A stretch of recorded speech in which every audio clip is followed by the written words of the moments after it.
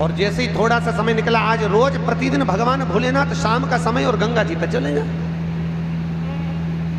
और भोलेनाथ जी गंगा जी पर जाएं, और वहां माता पार्वती को मालूम नहीं कि प्रभु आजकल हमेशा तो मेरे को साथ लेकर भ्रमण पे निकलते थे, आजकल भोलेनाथ जी जाते कहाँ हैं, शंकर जी जा कहाँ रहे, पता नहीं कहाँ रहे।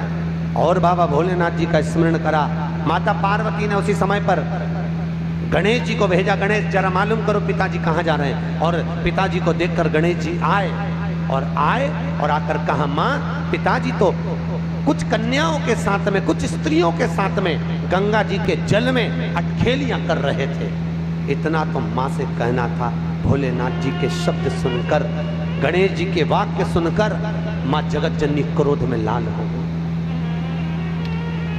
माता पार्वती क्रोध में लाल, और उसी समय पर माता पार्वती क्रोध में लाल होकर सीधे गंगा जी के तट पर पहुंच गई, सीधे गंगा जी के तट पर। और गंगा के तट पर माता पार्वती जब पहुंची और जगत जननी ने देखा 5 स्त्रियों के साथ में, 5 कन्याओं के साथ में भोलेनाथ पानी से क्रीड़ा कर रहे हैं। कभी शंकर भगवान उन पर पानी फेंके, कभी वो कन्या इन पर पानी फेंके, कभी शिव पानी फेंके। इतने में माता पार्वती क्रोध में लाल होकर बोली, भोलेनाथ। जैसे भोलेनाथ जी को आवाज दी, शंकर भगवान जल क्रीड़ा करते हुए खड़े हुए और खड़े होकर बोले, क्या बात है पार्वती, इतना क्रोध क्यों करती हो? पार्वती बोली, भोलेनाथ ये स्त्रियां कौन, ये नारियां कौन है?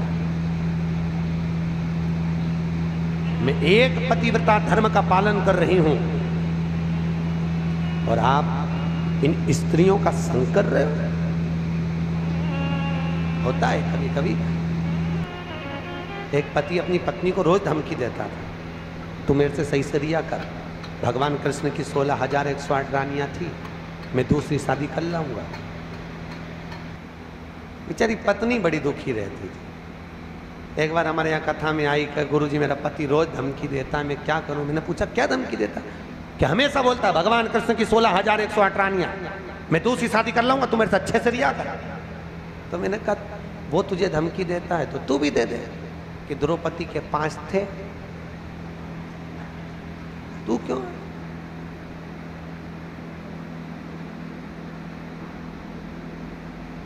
उसने, गुरुजी अब तुम चिंता मत करो, अब बोल।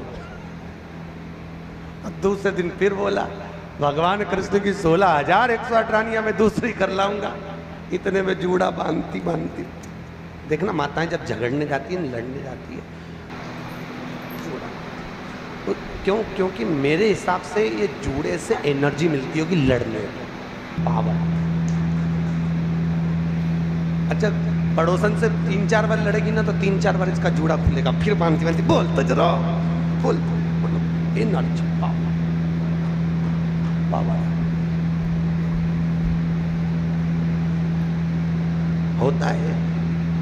एक पंडित जी बहुत कथा वाच रहे थे, बहुत जोरदार कथा वाचे, तो एक सरदार जी ने पूछ लिया, महाराज इतना ज्ञान कहाँ से आता है तुम्हारे पास में? पंडित जी बोले, हमारा ये चोटी है ना, ये अर्थिंग का ये तार है, एंटीना, ये ऊपर से आता है, इसलिए हम बोल देते। इतने में तुरंत सरदार जी बोले, तुम्हारी चोटी से बड़े तो हमारे बाल, फिर हमको ज़्यादा ज्ञानी होना चाहिए। इतने में पंडित जी बोले, ज्ञान तो तुमको आता है, पर ये अर्थिंग का तार है, नीचे टपक जाता है, ज्ञान की कमी नहीं, आता जरूर है, सब चला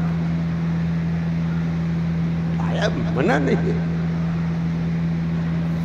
तो भैया कभी ना बोलो। भगवान शिव जब अटखेलियां कर रहे थे स्त्रियों के साथ में, 5 स्त्रियों के साथ में अटखेलियां, तो भोलेनाथ जी के सम्मुख में पार्वती मैया ने कहा, आप ये 5 स्त्रियों के साथ, 5 कन्याओं के साथ क्या कर रहे हो? कौन है ये? मैं एक पतिव्रता धर्म का पालन कर रही हूं और तुमने ये क्या करा?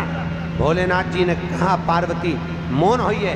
पार्वती को क्रोध आया, केश माता पार्वती ने खोले। भगवान भोलेनाथ को लगा ये इन कन्याओं को मार देगी। तब भगवान शिव ने कहा, पार्वती चुप हो, ये मेरी 5 बेटियां हैं, ये मेरी 5 पुत्रियां। पार्वती ने पूछा, 5 पुत्रियां कब प्रकट हो गई प्रभु? बाबा भोलेनाथ ने कहा, पार्वती जब चौसर खेलते समय तूने मेरे वस्त्र लिए, मैं जल क्रीड़ा करने के लिए, जल में तप करने के लिए बैठा। तप के करने से मेरे शरीर से पसीना बह निकला। उस पसीने से 5 धाराएं प्रकट हो गई। उस 5 धारा से गंगा जी की गोद से मेरी ये 5 बेटियां प्रकट हुई है। पहली जया, दूसरी विषहरा, तीसरी श्यामली बारी, चौथी देव और 5वीं दोतरी। ये 5 कन्या शंकर जी की 5 बेटी। उसी समय पर माता पार्वती ने गंगा जी के जल को हाथ में लेकर कहा, गंगा तू मेरी बहन है, मेरे गर्भ से तो संतान नहीं हुई, पर तूने मेरे बच्चों को पाला पोसा बड़ा किया, इसलिए तेरे घाट पर आने वाला व्यक्ति शंकर जी के साथ तेरा स्मरण करेगा और जो हर हर गंगे बोलेगा, गंगा उसको तेरे स्नान का पुण्य घर बैठे मिल जाएगा। हर हर गंगे बोलो जम के। केवल गंगा के साथ उसी दिन से हर हर शब्द जुड़ गया और जिंदगी हो गई आपकी बोलते बोलते। आपको अभी तक नहीं मालूम होगा कि हर हर गंगे क्यों बोलते हैं। या शिव महापुराण में एक एक संवाद है। चावल क्यों लगाना चाहिए, शिव जी को कंकु क्यों नहीं लगाया जाता, शंकर को कुंकू नहीं लगता, रोली नहीं लगती, क्योंकि भगवान शंकर जब एक बार बैठे थे तो एक भगत ने शिव जी का कुंकू अभिषेक कर दिया था। कुंकू अभिषेक करा, इतने में माता जगत जननी जगदम्बा उसी समय पर आ गई। पार्वती ने शंकर जी के ऊपर से रक्त की धार जब बहते हुए नीचे आई, भोलेनाथ जी के शरीर से रक्त बहता देखकर माता पार्वती को क्रोध आ गया। पार्वती ने उसी समय पर श्राप देना चाहा। शिव जी ने कहा, पार्वती उसने कुंकू अभिषेक करा है और तू श्राप दे रही है। पार्वती ने कहा, मैं जान नहीं पाई, पर भोलेनाथ आपसे वचन देती हूं कि आज के बाद आपके शरीर पर ये रक्त ना देखूं। इसलिए आज तक शंकर जी के शिवलिंग पर कभी कंकु नहीं चढ़ाया जाता, कुंकू नहीं चढ़ाया।